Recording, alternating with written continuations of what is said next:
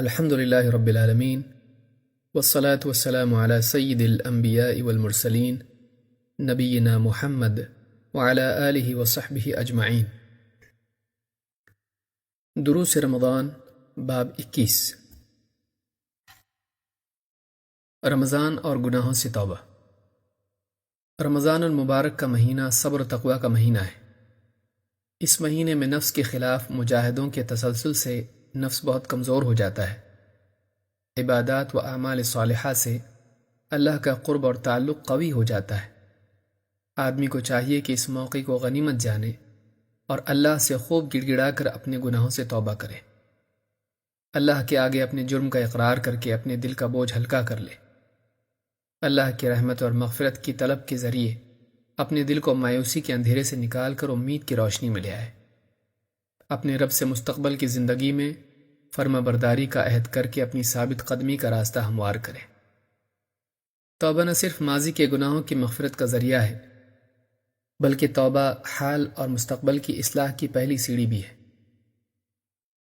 توبہ اللہ کے نزدیک محبوب ترین اعمال میں سے ہے۔ اللہ تعالیٰ نے فرمایا، ان اللہ یحب التوابین ویحب المتطہرین۔ یقیناً اللہ تعالیٰ بار بار توبہ کرنے والوں اور پاک صاف رہنے والوں کو پسند کرتا ہے۔ سورۃ البقرہ آیت نمبر 222۔ جسم پر گندگی لگ جائے تو انسان اسے دھو لیتا ہے، اسی طرح گناہ کی بھی گندگی ہوتی ہے جو انسان کے دل اور اس کی روح کو آلودہ کر دیتی ہے۔ یہ گندگی توبہ سے صاف ہوتی ہے۔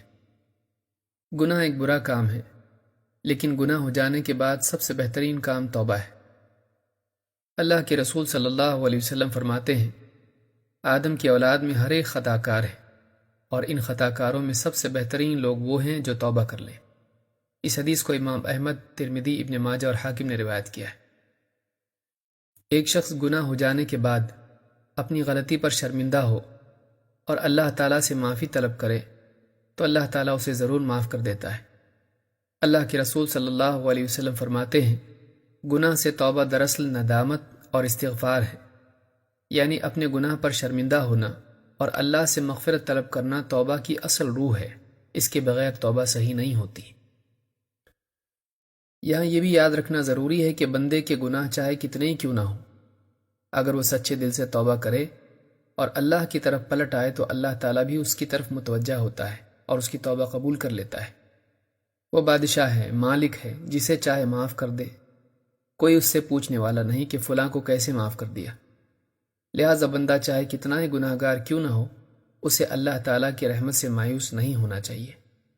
اللہ تعالیٰ قرآن کریم میں فرماتا ہے، قُلْ يَا عِبَادِيَ الَّذِينَ أَسْرَفُوا عَلَىٰ أَنفُسِهِمْ لَا تَقْنَطُوا مِن رَحْمَةِ اللَّهِ إِنَّ اللَّهَ يَغْفِرُ الذُّنُوبَ جَمِيعًا إِنَّهُ هُوَ الْغَفُورُ الرَّحِيمُ۔ اے نبی، آپ کہہ دیجئے کہ اللہ تعالیٰ کا فرمان ہے، اے میرے بندو، جنہوں نے اپنی ہی خلاف حدیں پار کر دیں، اللہ کی رحمت سے مایوس نہ ہونا۔ اللہ تو وہ ہے جو سارے گناہوں کو معاف کر دیتا ہے، وہ بڑا مغفرت کرنے والا، رحم فرمانے والا ہے۔ سورۃ الزمر آیت نمبر 53۔ نبی کریم صلی اللہ علیہ وسلم فرماتے ہیں، اگر تمہارے گناہ اتنے زیادہ ہوں کہ آسمان کی بلندی کو چھو رہے ہوں، پھر تم اللہ سے توبہ کرو تو اللہ تمہاری توبہ ضرور قبول کرے گا۔ اس حدیث کو امام ابن ماجہ نے روایت کیا ہے۔ آدمی کو چاہیے کہ جب کبھی اس سے گناہ ہو جائے فوراً اللہ سے توبہ کر کے اپنا گناہ معاف کرا لے۔ وہ اپنے گناہ کی سنگینی کو دیکھ کر مایوس نہ ہو، بلکہ اللہ کی رحمت اور مغفرت کو دیکھے اور اس کی طرف پلٹ آئے۔ توبہ گناہ کو مٹا دیتی ہے۔ اللہ کے نبی صلی اللہ علیہ وسلم فرماتے ہیں، گناہ سے توبہ کرنے والا اس شخص کی طرح ہے جس پر کوئی گناہ نہ ہو۔ اس حدیث کو امام طبرانی نے روایت کیا ہے۔ توبہ کی بعض شرائط ہیں جن کے بغیر توبہ قبول نہیں ہوتی۔ ایک، توبہ میں اخلاص ہو، محض دکھاوے کے لیے توبہ و استغفار نہ ہو۔ دو، توبہ کرنے والا شخص گناہ ترک کر دے، یہ نہ ہو کہ گناہ میں ملوث ہو اور توبہ بھی کر رہا ہو، جیسے بہت سے غیبت کرنے والے کرتے ہیں۔ تین، اپنے گناہ پر نادم ہو۔ چار، موت یا عذاب کے فرشتے دیکھ لینے سے پہلے اور اسی طرح قیامت سے قبل سورج کے مغرب سے طلوع ہونے سے پہلے توبہ کرے، یعنی توبہ کی مہلت ختم ہونے سے قبل توبہ کر لے۔ 5. آئندہ گناہ نہ کرنے کا عزم کرے. 6. اگر گناہ کسی پر ظلم یا اس کا حق ضائع کرنے کے اعتبار سے ہو تو حقدار کو اس کا حق ادا کر دے یا اس سے معافی مانگ لے یا اسے سزا کا اختیار دے.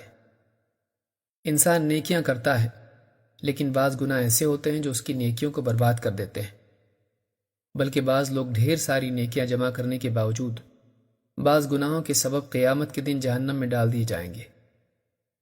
لہذا توبہ و استغفار کا خاص اہتمام کرتے رہنا چاہیے اور نجات کے معاملے میں محض اپنی نیکیوں پر تکیہ کرنے سے بچنا چاہیے.